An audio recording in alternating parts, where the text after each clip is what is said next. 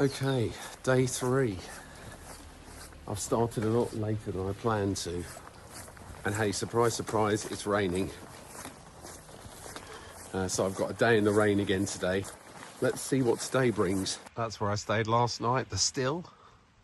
There's a youth hostel accommodation and a drying room, which is very important. So here we go.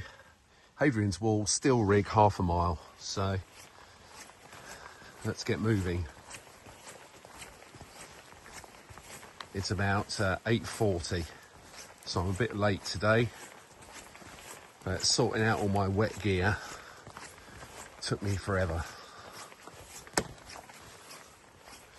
Let's go. Just the other side of that hill is Hadrian's Wall. So I'm going to walk up this road, join it, and hang a right and head east. Wow, it's quite a climb.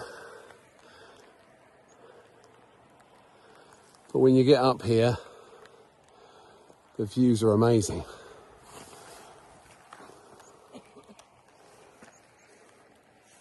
So there we go. We're going to follow the wall up those steps and up into the distance.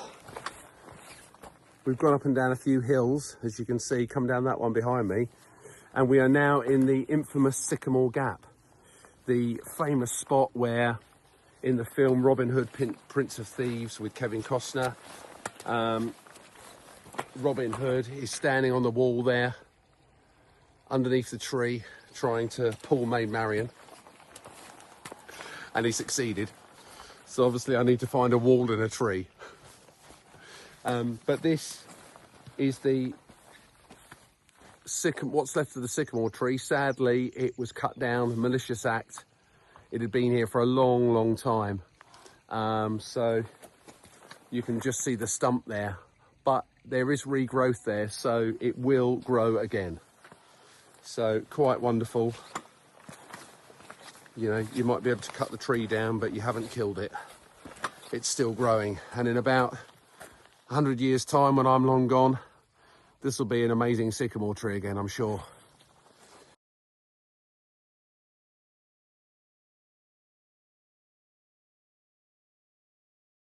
Okay, we're on one of the highest points now.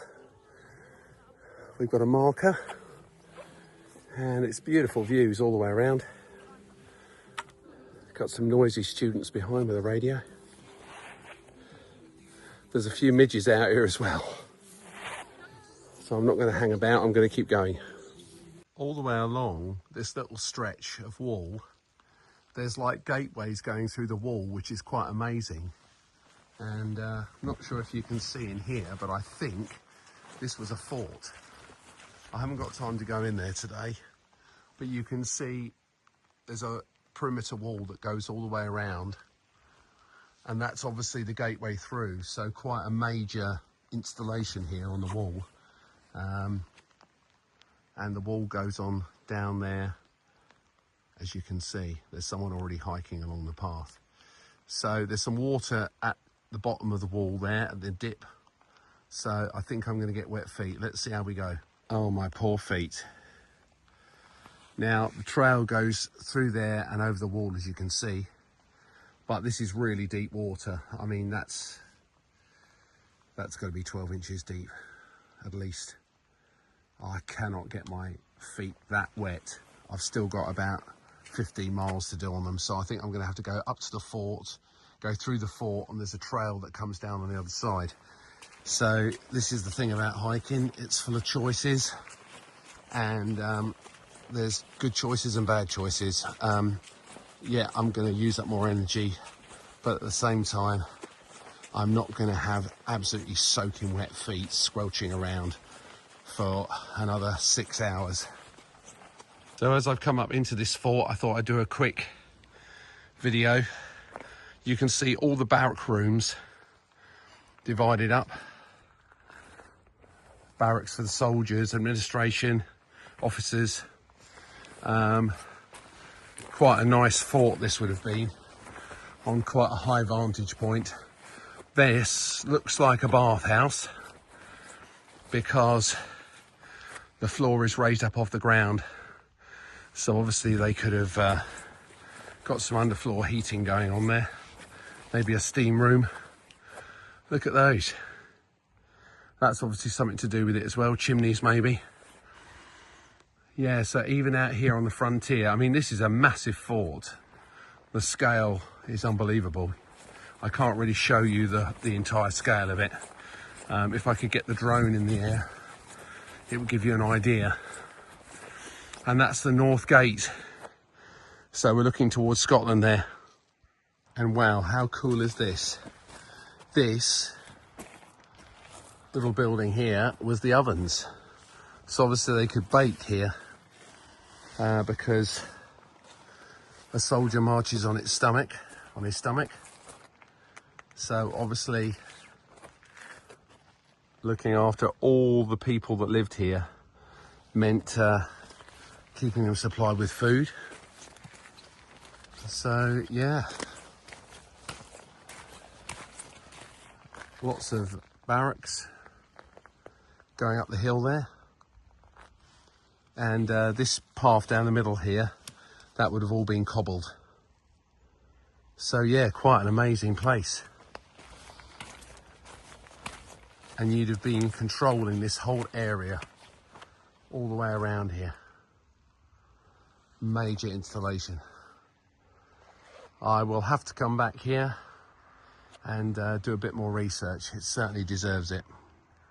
There we go. So glad I found another way over this little river or little stream.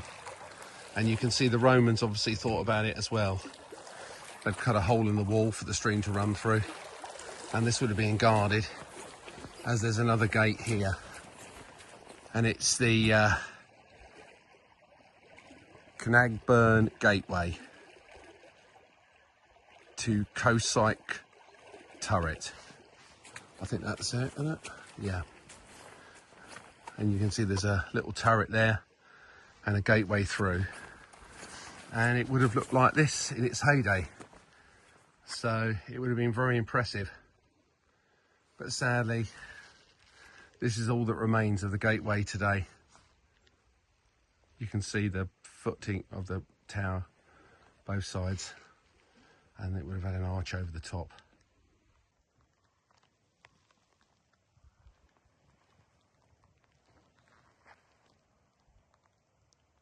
It's raining again. But there's another mile castle. And it looks quite impressive, this one. I don't think it's a gate castle. I might be wrong. We'll just have a look. No, it isn't. I don't think it is, no. So there we go, got the barrack rooms there. And look at this structure here. Isn't that wonderful? The circular edge of the wall is still very visible. Sadly, this one here has been robbed out for its materials. And there's a sign here. Sewing Shields, Midcastle 35.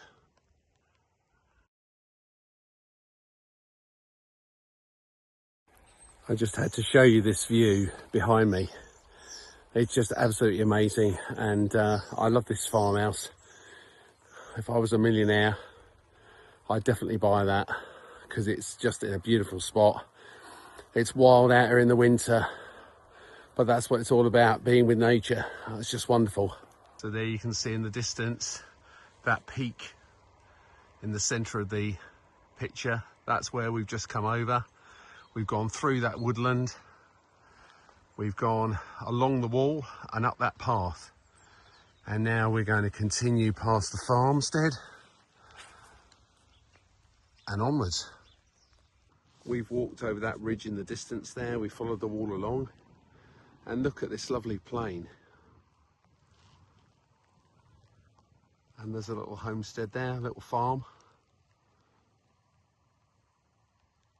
I mean, you could be on the Great Plains of America, couldn't you? The Midwest. That's just amazing. Lovely part of the world. Okay, it's lunchtime. My stomach's been growling for about an hour. It's 20 to 1. And got my little stove on the go here. And we've got chicken, curry, potatoes and rice. It's boil in the bag. It recommends placing boiling water for 7 to 8 minutes. Although I've nearly caught the bag on fire, so I'm going to have to cut that top bit off before I eat it. But it's looking good.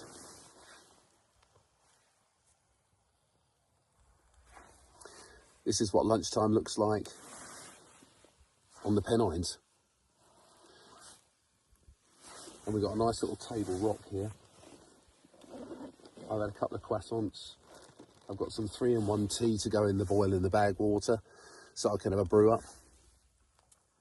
So yeah, nice sweet cup of tea, chicken curry, and then maybe a naughty treat afterwards.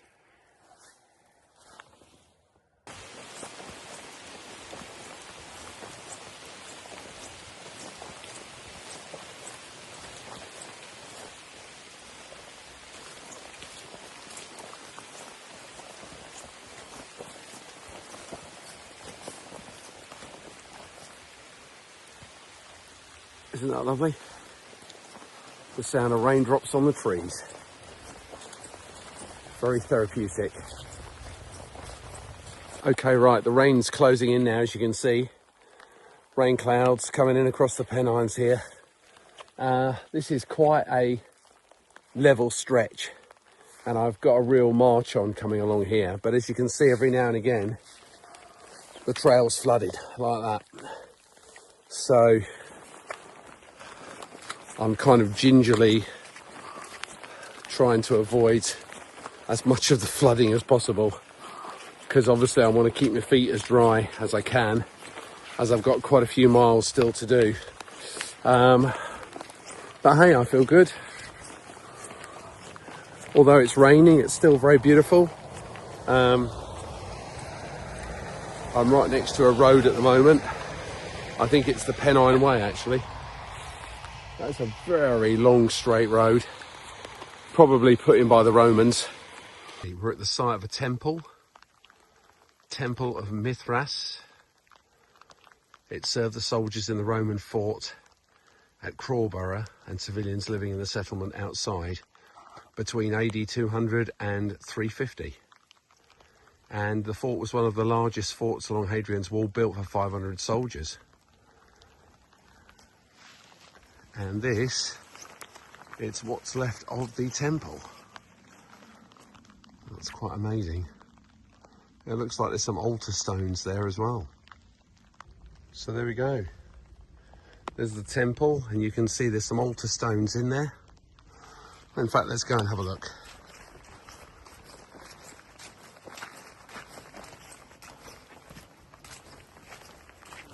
It's fascinating, isn't it?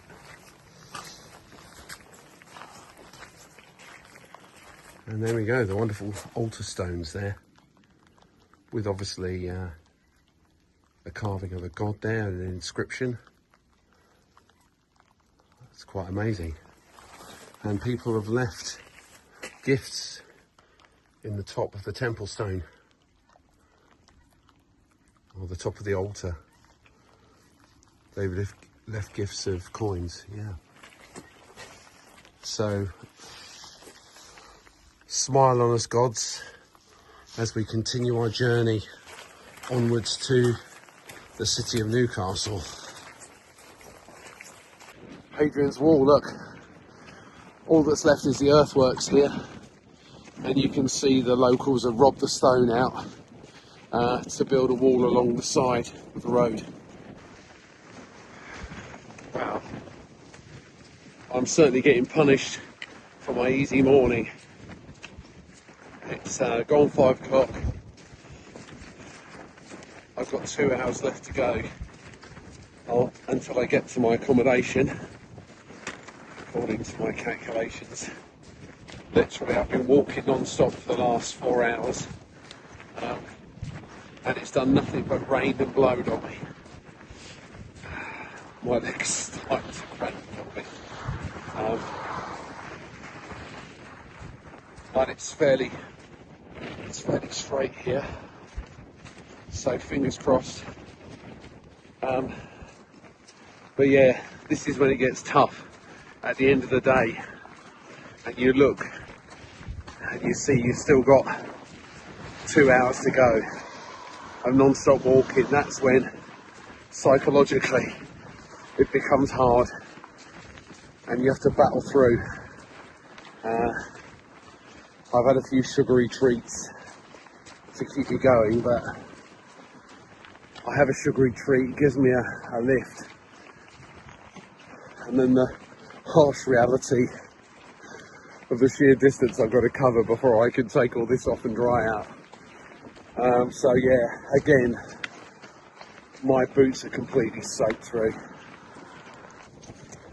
So stay tuned, folks. This is getting tough, day 3, about 5:15, and it's starting to get painful. 2 hours to go, or maybe an hour and 3/4. Let's do this. I'm a walking machine.